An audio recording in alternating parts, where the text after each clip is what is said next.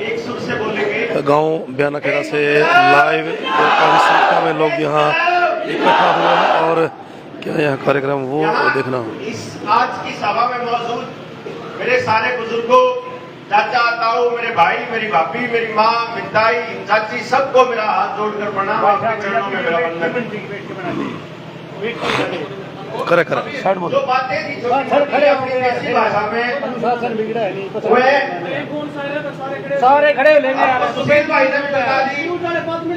सारा देश देखने लग गया पाछे बैठे आ रहे सारे वीडियो बना रहे क्या है मेरा ये मानना है कि यहाँ हम सुनने के लिए आए हैं, देखने के लिए नहीं आए हैं। सारे खड़े हुए सारे काम है वो लोग दूर तक लोग देख रहे हैं। मैं इसीलिए जानबूझ के अपनी हरियाणवी बोल बोलूं क्योंकि दिल्ली में भी बैठे हैं, केरला में भी बैठे हैं, जो बातें सुनने लग रहे हैं और वो ये देख रहे हैं कि हरियाणा के योद्धाओं ने जो काम शुरू कर दिया हरियाणा के अंदर वो पूरे भारत में कैसे होने वाला है। जो कि सुशील भाई बताओ थे ना कि जो किसान आंदोलन के ऊपर पूरी दुनिया की नजरें थी और दुनिया की नजरें किस लिए थी, वो ये मालूम था कि एक भारत का किसान रास्ता दिखाएगा कि आंदोलन जीतेंगे कि हारेंगे, जीतेंगे तो उसका तरीका क्या होगा। और आप देखिए कि यहाँ भारत का किसान बॉर्डरों पे बैठा हुआ था और वहां दुनिया भर में सड़कों पर लोग उतर चुके थे। और आज की हालत ये है कि परसों की खबर है, सॉरी कल की खबर है, कजाकिस्तान की आर्मी उतार दी, सेना उतार दी सरकार ने लोगों को जबरदस्ती ठोकने के लिए। ये जो आपको वैक्सीन की बात कह रहा हूं मैं, सेना उतार दी कि सेना की मदद से जबरदस्ती आपके घरों में घुस के उतारा जाएंगे। और जब ये देखा तो उन लोगों का एक जवाब था कि भारत में भी तो लोग इकट्ठे हो गए, नहीं इन लोगों के पक्ष को उड़ाए थे। तो भाई साहब क्या होया पता है आपको कि कल कजाकिस्तान की सेना ने वहां की जनता के सामने ऐसे घुटने टेक दिए, अपने हथियार खड़े कर दिए और कह दिया कि बोलो मालिक तुम हो, क्या कहते हो। जनता बताएगी वहां तानाशाह सरकार थी, जाली, जनता की सरकार आली। अब देखने की बात यह होगी कि आपा अपनी सरकार लेकर आ सका के रोड़ा मेरा के है कि जब आप न्यू कहा ना कि अपनी सरकार, तो हम लोग ये मान बैठते हैं कि शायद ये एमएलए या एमपी बनने की बात कर रहे हैं या संसद में जाने की बात कर रहे हैं। असलियत में कि मेरी सुनी जाएगी कि नहीं सुनी जाएगी। अगर मेरा 10 साल का या 15 साल का बच्चा है और वो अगर सड़क पे तड़प के अगर एक्सीडेंट में मर गया तो उसकी सुनवाई होगी कि नहीं होगी, उसकी सरकार है कि नहीं है। मेरा कहने का मतलब ये था कि वहां के लोगों ने अब वहां शुरुआत करी है कि ये हम बताएंगे कि तुमको करना क्या है, क्योंकि असलियत में उनको पता लग गया कि मालिक जनता होती है, सरकार नहीं होती। सरकार के अंदर बैठे लोगों को 2 चीजें चाहिए होती हैं, एक वो आदेश पारित करने की ताकत और दूसरा पैसा। सरकार के पास पैसा भी हमारा जाता है जो हम टैक्स देते हैं और वो ताकत भी हमने अपनी वोट से दी हुई है कि जाओ हमारे लिए निर्णय लो, हमारे लिए पॉलिसी बनाओ। लेकिन वो पॉलिसी किसके लिए बना रहे हैं, किसी और ही के लिए बन रही है पॉलिसी। तो वही खेल आप लोगों को थोड़ा मोटा समझाने आया हूं। बहुत सारी चीजें आपने वीडियोस के माध्यम से देख ली, सरकारों के माध्यम से देख ली, लेकिन कुछ चीजें जो बिल्कुल यहाँ बैठ के हम चर्चा करेंगे और जो बाकी रह जाएंगी तो एक बार पूरा गांव और पूरा हरियाणा बैठ के चर्चा करेगा, क्योंकि बहुत सारी चीजें मैं यहाँ छोड़ के जाऊंगा जो अब अगली मीटिंग में बात करेंगे कि जितनी कॉल आएगी, एक बहुत बड़ी कॉल आने वाली है जब उनसे हिसाब मांगा जाएगा। जब भी आप बड़े बुजुर्ग आदेश कर देंगे उसी दिन नौजवान अपनी इस गर्दन को लेकर के चल पड़ेंगे जिसके ऊपर आपने इतना सम्मान से हाथ रखा था, जितना सम्मान किया। वो बातें क्या है जो मैं आपको बताऊं। आपको डराया किस चीज से जा रहा है? जिस बीमारी के नाम पे आपको डराया जा रहा है उसकी असलियत की पोल 1 साल से ज्यादा समय बॉर्डर पर बैठकर लाखों किसानों ने रोज की रोज खोल ली। खोली कि नहीं खोली? उसकी पोल आप ही बाड़े खोलन लाग रही, अरे बैठे खोलन लाग रही। काम का एक एक आदमी जाना है कि सारा फर्जीवाड़ा होने लाग रहा है, लेकिन यो समझ में नहीं आ रहा कि यो फर्जीवाड़ा क्यों हो रहा है, और दूसरा जो समझ में नहीं आ रहा कि फिर हम करा के, क्योंकि गांव का आदमी ये समझ रहा है कि सरकार बहुत ताकतवर होती है, उसके पास सारे संसाधन हैं, और हम इतने से आदमी हैं, हमारे हाथ में कुछ भी नहीं है। लेकिन आपको ये बता दूं कि ये कोई आज का खेल नहीं है इनका, कि सरकार ने आज आपको ये बताया हो कि आप अकेले हो। ये पहले दिन करना शुरू किया था कि जो भी सरकार के खिलाफ बोलना शुरू करे उसको सबसे पहले कांग्रेस ही साबित करो। क्योंकि भाई हमारे टाइम पे, जिस टाइम पे हम पैदा हुए थे, उस टाइम पे तो ये इतनी पॉलिटिकल पार्टी नहीं थी।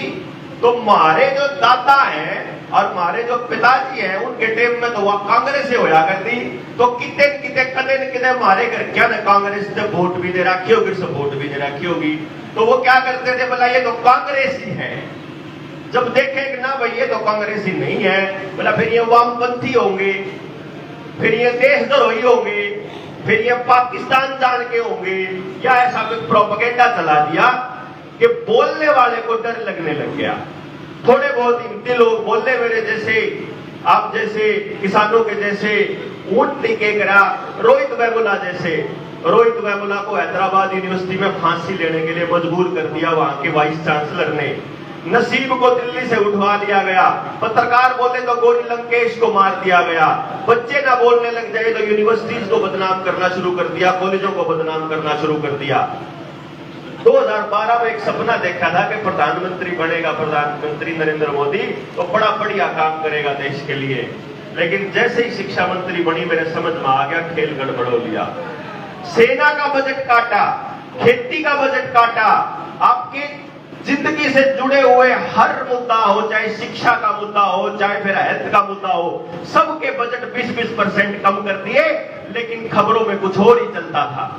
लाइन में लगा के रखा हुआ पहले दिन से लेकर के, जनधन खाते से लेकर के आज तक, इस केमिकल को अपने शरीर में डलवाने वाली लाइन में लगाने के लिए। आगे चले जाओगे तो उस सर्टिफिकेट में चेक कराने खातर भी लाइन में लाके खड़े हैं। एक एक आदमी लाइन में लगा खड़ा है। क्यों? क्योंकि चाहे जात के नाम पे, धर्म के नाम पे, पढ़ाई के नाम पे, राष्ट्र के नाम पे, किसी भी नाम पे, बस ये एहसास कराया तू अकेला है, तेरे साथ कोई नहीं खड़ा। समाज के अंदर भी ये मैसेज दिया खूब सारा, और हमने मानना भी शुरू कर दिया। और फिर तो प्रोपेगेंडा की हद हो गई कि 2020 में इन लोगों ने अचानक से एक दिन लॉकडाउन लगा दिया। जिस दिन लॉकडाउन लगाया गया था, उससे अगले दिन जब 21 दिन का लॉकडाउन लगाया इन लोगों ने, तो मेरे समझ में आ गई थी कि 21 दिन, ये तो मैजिकल फिगर है भाई साइकोलॉजी के अंदर, मनोविज्ञान के अंदर, कि जो आदमी, कोई भी एक आदमी अगर 21 दिन तक एक काम कर ले लगातार, तो वो उसकी जिंदगी का एक अहम हिस्सा और उसकी आदत बन जाती है। तो घरों में रहना, रह के खाना, कुछ ना बोलना, सारा दिन टेलीविजन या मोबाइल के ऊपर लगा रहना, ये आदत बन गई। और उन्होंने टेलीविजन पे आपके ऊपर, आपके अंदर, आपके दिमाग में, आपकी आंखों पे सब कुछ परोसा, एक एनिमेशन कार्टून के यो है वायरस। वायरस की टेक्निकल परिभाषाओं के लिए आप पुराने इंटरव्यूज भी देख लिए होंगे, अब आगे भी दे रहे, उस पर नहीं जाओगे क्योंकि काम राम टेक्निकलिटी पर जाने की जरूरत नहीं। लेकिन दो चीजों से काम कदे मना नहीं कर सकता। एक तो यो बताओ भाई, एक सीधी सी बात है, मेरा शरीर है, मेरे शरीर में मैं कौन से कपड़े पारूंगा वो मैं डिसाइड करूंगा, दुनिया में कोई और आदमी बताएगा? या आपका शरीर है तो कौन डिसाइड करोगे? आप करोगे। तो सरकार ने कहा कि आपको ये लगाना पड़ेगा। लोगों को लगा कि पहले शुरुआत में तो लगा कि ड्रामा चल रहा है, फिर बाद में उसके चालान काटने शुरू कर दिए। मैं ये देखा कि क्या ये जो ऊ का कच्चा बोलते हैं हम लोग इसको शहर में, क्योंकि जो शब्द इस्तेमाल करते हैं, जो माड है के भाई, तो हमारी वीडियोज उड़ जाती है, आप तक असली बात पहुंचती नहीं, तो क्या उसका कोई फायदा होता है?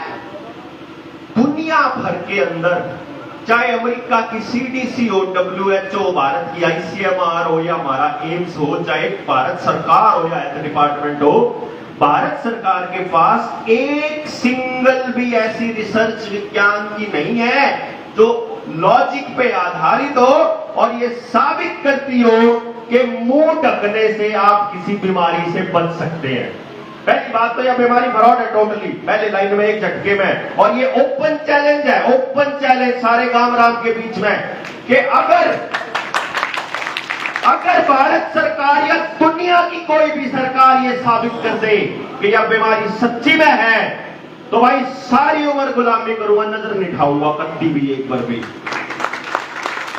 और नहीं तो इसकी आड़ में जो बर्बादी हमारे समाज की हुई है पिछले 2 साल में, उसका खामियाजा नरेंद्र मोदी को फांसी की सजा से भी अगर देना पड़े तो भी कम होएगा, ये मान लेना।